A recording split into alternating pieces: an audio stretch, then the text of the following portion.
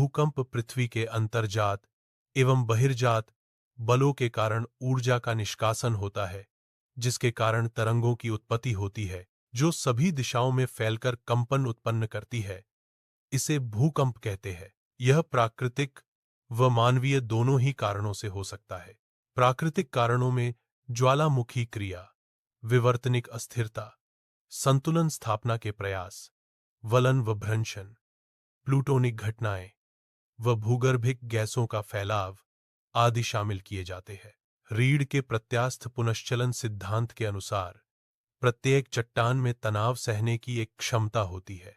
उसके पश्चात यदि तनाव बल और अधिक हो जाए तो चट्टान टूट जाता है तथा टूटा हुआ भाग पुनः अपने स्थान पर वापस आ जाता है। इस प्रकार चट्टान में भ्रंशन की घटनाएं होती है एवं भूकंप आते हैं। कृत्रिम या मानव निर्मित भूकंप मानवीय क्रियाओं की अवैज्ञानिकता के परिणाम होते हैं। इस संदर्भ में विवर्तनिक रूप से अस्थिर प्रदेशों में सड़कों, बांधों, विशाल जलाशयों आदि के निर्माण का उदाहरण लिया जा सकता है। इसके अतिरिक्त परमाणु परीक्षण भी भूकंप के लिए उत्तरदायी हैं। भूकंप आने के पहले वायुमंडल में रेडॉन गैसों की मात्रा में वृद्धि हो जाती है। अतः इस गैस की मात्रा में वृद्धि का होना उस प्रदेश विशेष में भूकंप आने का संकेत होता है। जिस स्थान से भूकंपीय तरंगें उत्पन्न होती हैं, उसे भूकंप मूल कहते हैं तथा जहां सबसे पहले भूकंपीय तरंगों का अनुभव किया जाता है, उसे भूकंप केंद्र कहते हैं। भूकंप मूल की गहराई के आधार पर भूकंपों को 3 वर्गों में रखा जाता है। 1. सामान्य भूकंप 0 से 50 किलोमीटर। 2. मध्यवर्ती भूकंप 50 से 250 किलोमीटर। 3. गहरे या पातालीय भूकंप 250 से 700 किलोमीटर। भूकंप के दौरान कई प्रकार की भूकंपीय तरंगें उत्पन्न होती हैं, जिन्हें 3 श्रेणियों में बांटा जा सकता है। 1. प्राथमिक अथवा अनुदैर्ध्य तरंगें, इन्हें पी तरंगें भी कहा जाता है। ये अनुदैर्ध्य तरंगें होती हैं एवं ध्वनि तरंगों की भांति चलती हैं। भूकंपीय तरंगों में सर्वाधिक तीव्र गति इसी की होती है, अतः ये सबसे पहले धरातल पर पहुंचती हैं। यह ठोस के साथ साथ तरल व गैसीय माध्यम से भी गुजर सकती है। यद्यपि ठोस की तुलना में तरल माध्यम में इसकी गति मंद हो जाती है। 5 तरंगों की तुलना में इसकी गति 66% अधिक होती है। 2. द्वितीयक अथवा अनुप्रस्थ तरंगें, इन्हें एस तरंगें भी कहा जाता है। ये प्रकाश तरंगों के समान चलती हैं। ये केवल ठोस माध्यम में ही विचरण कर सकती है, तरल माध्यम में प्रायः लुप्त हो जाती है। चूंकि ये पृथ्वी के क्रोड़ से गुजर नहीं पाती, अतः तरंगों से पृथ्वी के क्रोड़ के तरल होने के संबंध में अनुमान लगाया जाता है। पी तरंगों की तुलना में इसकी गति 40% कम होती है। 3. धरातलीय तरंगें, इन्हें एल तरंगें भी कहा जाता है। ये पृथ्वी के ऊपरी भाग को ही प्रभावित करती हैं। ये अत्यधिक प्रभावशाली तरंगें हैं एवं सबसे लंबा मार्ग तय करती है। इनकी गति बहुत धीमी होती है एवं ये सबसे देर में पहुंचती है, परंतु इनका प्रभाव सबसे विनाशकारी होता है। पी और एस तरंगें युग्म में चलती हैं। पी से एस की गति सर्वाधिक होती है। पीजी से एसजी की गति न्यूनतम होती है। भूकंप की तीव्रता के द्वारा विमुक्त ऊर्जा की जानकारी प्राप्त होती है। जिन संवेदनशील यंत्रों द्वारा भूकंपीय तरंगों की तीव्रता मापी जाती है, उन्हें भूकंपलेखी या सीस्मोग्राफ कहते हैं। इसके 3 स्केल हैं। 1. रॉसी-फेरल स्केल, इसके मापक 1 से 11 रखे गए थे। 2. मर्केली स्केल, यह अनुभव प्रधान स्केल है, इसके 12 मापक हैं। 3. रिक्टर स्केल, यह गणितीय मापक है जिसकी तीव्रता 0 से 10 तक होती है और रिक्टर स्केल पर प्रत्येक अगली इकाई पिछली इकाई की तुलना में 10 गुना अधिक तीव्रता रखती है। समान भूकंपीय तीव्रता वाले स्थानों को मिलाने वाली रेखा को समभूकंपीय रेखा या भूकंप समाघात रेखा कहते हैं। एक ही समय पर आने वाले भूकंपीय क्षेत्रों को मिलाने वाली रेखा होमोसीस्मल लाइन कहलाती हैं। भूकंपों का वैश्विक वितरण। विश्व में भूकंपों का वितरण उन्हीं क्षेत्रों से संबंधित है जो भूगर्भिक रूप से अपेक्षाकृत कमजोर तथा अव्यवस्थित हैं। भूकंप के ऐसे क्षेत्र मोटे तौर पर दो विवर्तनिकी घटनाओं से संबंधित हैं, एक प्लेट के किनारों के सहारे तथा दो भ्रंशों के सहारे। विश्व में भूकंप की कुछ विस्तृत पेटियां इस प्रकार हैं। प्रशांत महासागरीय तटीय पेटी, यह विश्व का सबसे विस्तृत भूकंप क्षेत्र है, जहां पर संपूर्ण विश्व के लगभग 63% भूकंप आते हैं। इस क्षेत्र में Chile, California, Alaska, Japan, Philippines, New Zealand आदि आते हैं। यहां भूकंप का सीधा संबंध प्लेटीय अभिसरण, भूपरपटी के चट्टानी संस्तरों में भ्रंशण तथा ज्वालामुखी सक्रियता से है। मध्य महाद्वीपीय पेटी, इस पेटी में विश्व के 21% भूकंप आते हैं। यह प्लेटीय अभिसरण का क्षेत्र है एवं इसमें आने वाले अधिकांश भूकंप संतुलमूलक तथा भ्रंशमूलक हैं। यह पट्टी केप वर्डे से आरंभ होकर अटलांटिक महासागर, भूमध्य सागर को पार कर ऑल्प्स, काकेशस, हिमालय जैसी नवीन पर्वत श्रेणियों से होते हुए दक्षिण की ओर मुड़ जाती है और दक्षिणी से पूर्वी द्वीपों में जाकर प्रशांत महासागरीय पेटी में मिल जाती है। भारत का भूकंप क्षेत्र इसी पेटी के अंतर्गत सम्मिलित किया जाता है। मध्य अटलांटिक पेटी, यह मध्य अटलांटिक कटक में स्पिट्सबर्जन तथा आइसलैंड उत्तर से लेकर बोवेड द्वीप दक्षिण तक विस्तृत है। इनमें सर्वाधिक भूकंप भूमध्य रेखा के आसपास पाए जाते हैं। सामान्यतः इस पेटी में कम तीव्रता के भूकंप आते हैं एवं इनका संबंध प्लेटों के अपसरण व रूपांतरण भ्रंशों से है। अन्य क्षेत्र इसमें पूर्वी अफ्रीका की लंबी भ्रंश घाटी, अदन की खाड़ी से अरब सागर तक का क्षेत्र तथा हिंद महासागर की भूकंपीय पेटी सम्मिलित की जाती है। सुनामी, सुनामी का अर्थ है तीव्र तरंग और नामी का अर्थ है बंदरगाह, अर्थात वह समुद्री तरंग तो बंदरगाह को प्रभावित करे। सुनामी एक दीर्घ तरंग है जो पृथ्वी की आंतरिक प्लेटों की हलचल के कारण उत्पन्न होती है तथा समुद्र तल के समानांतर विशाल तरंगों के रूप में संचरित होती है, जिसकी तरंग आवृत्ति एवं तरंग आयाम में तट की ओर निरंतर वृद्धि होती है। सुनामी का तरंग दैर्घ्य 160 किलोमीटर तक भी देखा गया है। साथ ही इनकी गति अधिक होती है, जो कभी से कभी 650 किलोमीटर प्रति घंटा भी देखी गई है। खुले सागरों में इन तरंगों की ऊंचाई अधिकतम 1 मीटर की होती है, परंतु जब ये तटवर्ती उथले जल क्षेत्र में प्रवेश करती है तो इनकी ऊंचाई में असामान्य वृद्धि हो जाती है, जिससे अत्यल्प समय में ही अत्यधिक विनाश की स्थिति उत्पन्न हो जाती है। सुनामी लहरों की दृष्टि से प्रशांत महासागर सबसे संवेदनशील स्थिति में है।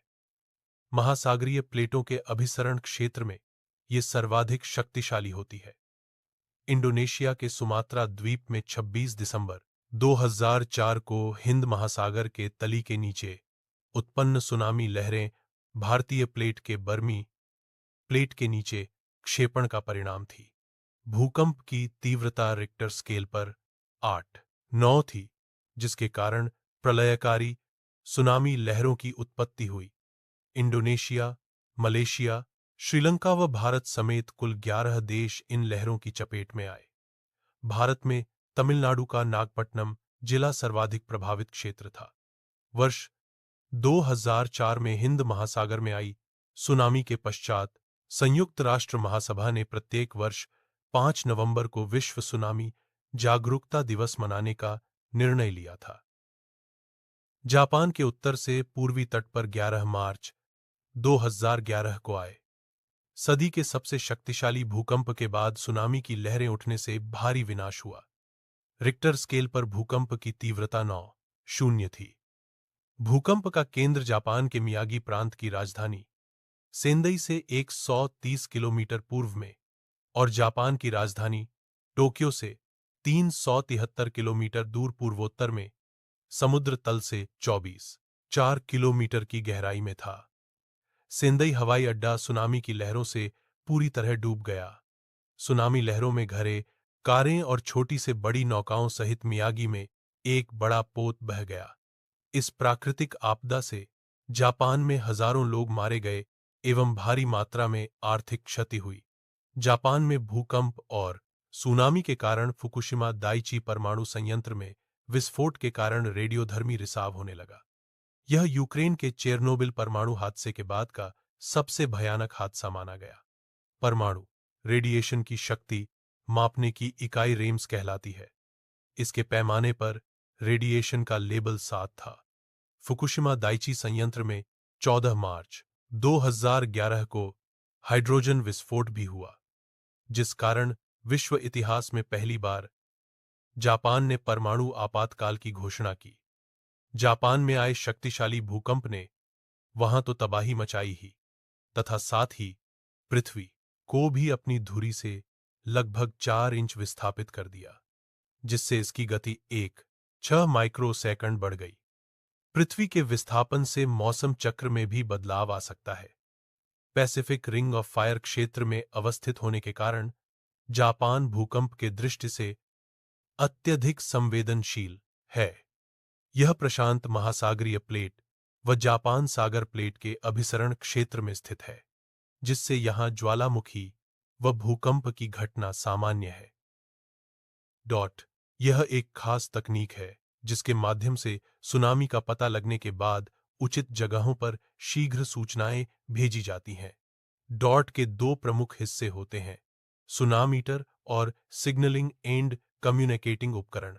सुनामीटर से समुद्र तल में आई भूकंप की तीव्रता की जानकारी मिलती है, जबकि सिग्नलिंग एंड कम्युनिकेटिंग उपकरण के माध्यम से सुनामी के सभी संभावित क्षेत्रों में खतरे की चेतावनी भी दी जाती है।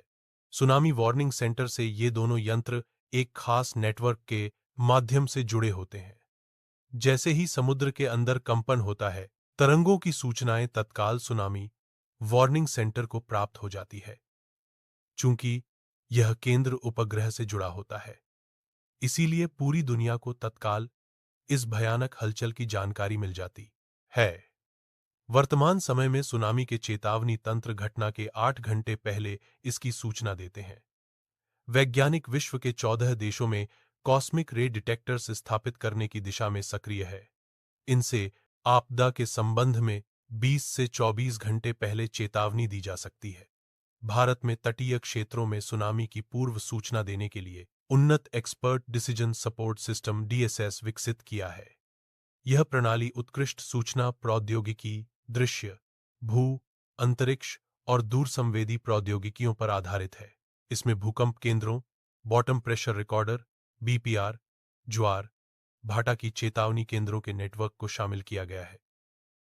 अक्टूबर 2007 से ही भारत ने विश्व की सबसे आधुनिक सुनामी चेतावनी प्रणाली प्रारंभ कर दी है।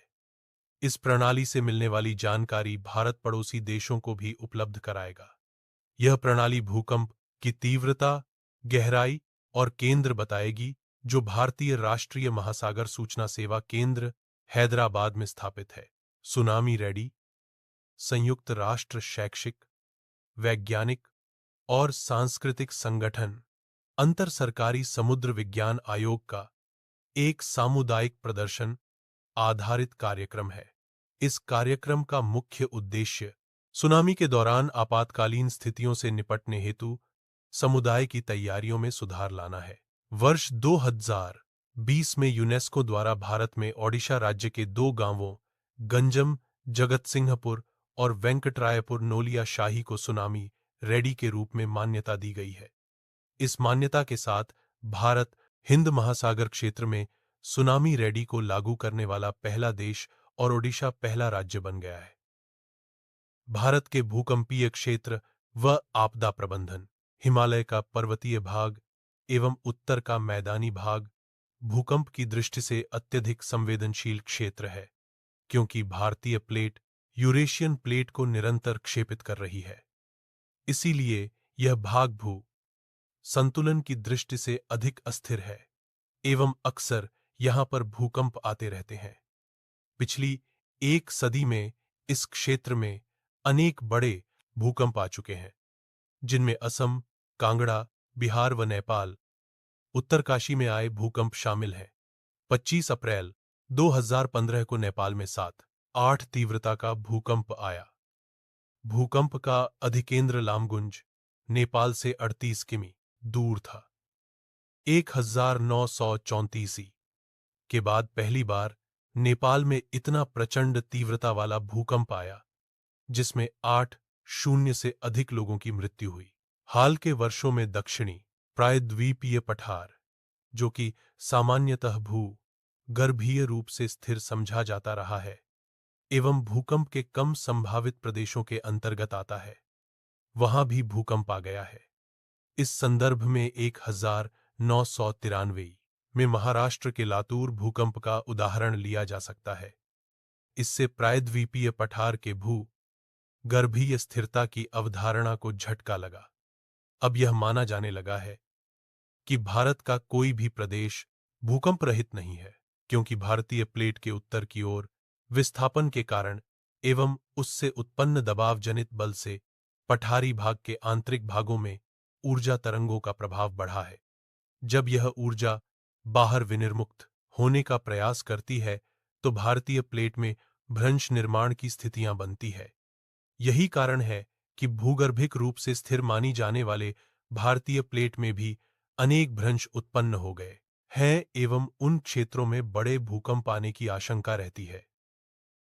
सन 2001 में कच्छ के भुज क्षेत्र में आए भूकंप का मुख्य कारण इसका सर्वाधिक भूकंप संभावित क्षेत्र जोन वी में बसा होना है। साथ ही इस क्षेत्र में माइक्रोप्लेटों के अंतरा प्लेटीय गतिविधियों के कारण दबाव जनित बल उत्पन्न होता रहता है। भ्रंश क्षेत्र में बसे होने से और भारतीय प्लेट के उत्तर की ओर विस्थापन के कारण अंशों में फैलाव होने से यहां अत्यधिक प्रभावी भूकंप आया, जिसकी तीव्रता रिक्टर स्केल पर 6.9 थी। मानवीय प्रभाव के कारण भी भारत में कई बार भूकंप आ जाते हैं। बड़े बांध समस्थितिजनक या संतुलनमूलक बल उत्पन्न करते हैं, जिनसे जल संग्रहण क्षेत्र में या उसके आस पास भूकंप आने की आशंका बढ़ जाती है। 1967 ईवी में महाराष्ट्र के कोयना में आया भूकंप इसका उदाहरण है। कई बार परमाणु परीक्षण के कारण भी भूकंप आते हैं। पर्वतीय क्षेत्रों में सड़क निर्माण करते समय चट्टानी संरचना का ध्यान नहीं रखने के कारण भी स्खलन व भूकंप की घटनाएं बढ़ी हैं। भारत में भूकंप के संबंध में पर्याप्त सुरक्षोपाय नहीं होने के कारण रिक्टर स्केल पर कम तीव्रता के भूकंप भी जान माल की भारी क्षति करते हैं। जहां जापान में सामान्य रूप से रिक्टर स्केल पर 7 तीव्रता के भूकंप भी अधिक हानि की स्थिति उत्पन्न नहीं करते, वहीं भारत में 5 से अधिक तीव्रता के भूकंप भी गंभीर संकट उत्पन्न कर देते हैं। अवैज्ञानिक निर्माण कार्य तथा कच्चे व निम्नस्तरीय मकानों का निर्माण भूकंप के कारण उत्पन्न होने वाले संकट को बढ़ा देते हैं, जिससे धन की अधिक हानि होती है। भारतीय खगोल भौतिकी संस्थान बंगलुरु के विनोद कुमार गौड़ का यह सुझाव रहा है कि सभी भूकंपीय संभावना वाले क्षेत्रों में आपदा के वैज्ञानिक मूल्यांकन की आवश्यकता है। इन क्षेत्रों में भूमि उपयोग एवं विविध प्रकार के निर्माण कार्यों में भूकंप की आशंका एवं उसके खतरे को कम करने के लिए पर्याप्त ध्यान दिया जाना व नियोजन करना अपेक्षित है। जन जागरूकता व शैक्षिक अभियानों के द्वारा भूकंप के प्रति लोगों को सचेत किया जा सकता है। अग्रिम चेतावनी के द्वारा सघन क्षेत्रों को तुरंत खाली कराया जा सकता है एवं यातायात, संचार व शक्ति प्रणालियों को बंद किया जा सकता है। भूकंप विज्ञान में सेंसर, डिजॉइनिंग, टेलीमेट्री, ऑनलाइन कंप्यूटिंग व बेहतर संचार जैसे नवीन विधियों का वैज्ञानिक उपयोग कर भूकंप से होने वाली जान माल की हानि को कम किया जा सकता है। यद्यपि देश में ऐसी कोई प्रणाली नहीं है जिसके आधार पर भूकंप की पूर्व सूचना मिल सके, परंतु अब कुछ शोधों से भूकंप आने से पूर्व की स्थिति का आकलन करना संभव हो रहा है। हल्के झटकों वाले भूकंप को सिस्मोफोन, माइक्रोफोन एवं अन्य दुर्गम उपकरणों से मापा जा सकता है। कुओं के जलस्तर में आए बदलाव, कुओं में तरंगों के उठने एवं तापमान के अध्ययन से पशुओं, पक्षियों के व्यवहार में आए बदलाव और भूकंप के मुख्य केंद्र बिंदु में हुई गर्भीय हलचलों से भूकंप का आकलन किया जा सकता है।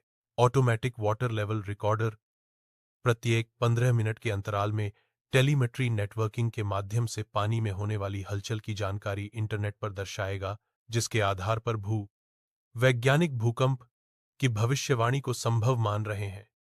इसके अध्ययन के द्वारा 1 से 3 घंटे पहले भूकंप की सूचना मिलना संभव हो पाएगा। देश के गर्भीय हलचल से भी भूकंप का आकलन किया जा सकता है, जो भूकंपीय क्षेत्रों की बेहतर समझ पर निर्भर है। वर्तमान समय में हिमालय क्षेत्र के भूगर्भिक संरचना व प्लेट विवर्तनिक क्रिया के संबंध में पर्याप्त जानकारी हासिल हो चुकी है एवं भारत के अन्य क्षेत्रों में भी भूकंप के आशंका वाले क्षेत्रों में पर्याप्त जानकारी सुलभ हुई है।